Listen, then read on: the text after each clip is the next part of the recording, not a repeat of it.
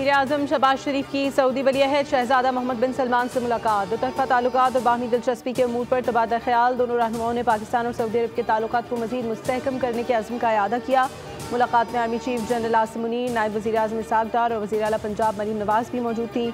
Saudi कारोबारी इदारों को SIFC के तहत कारोबारी मौक़े तलाश करने की दावत। सोशल मीडिया पर पैगाम में वज़ीर आज़म ने कहा, सऊदी अरब के पाकिस्तान से मुसलसल ताउन पर वलीअहद के शुक्रगुजार हैं।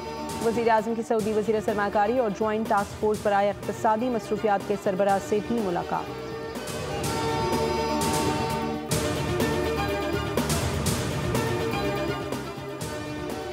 पार्लियामेंट की राहदारी में बैरिस्टर गौहर अली और ख्वाजा आसिफ की मुलाकात। मुसाफिहा और कह कहे। सहाफ़ी ने सवाल किया, अच्छे ताल्लुकात सिर्फ सलाम दुआ की हद तक हैं, मुल्क के लिए भी इकट्ठे हो जाए। ख्वाजा आसिफ का मुस्कुराते हुए जवाब, कहा आप कह रहे हैं कि हम कॉरिडोर में भी ना मिलें।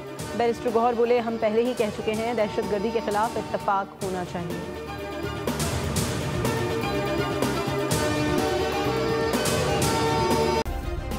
सब्सक्राइब करें और बेल दबाएं ताकि कोई खबर रह न जाए।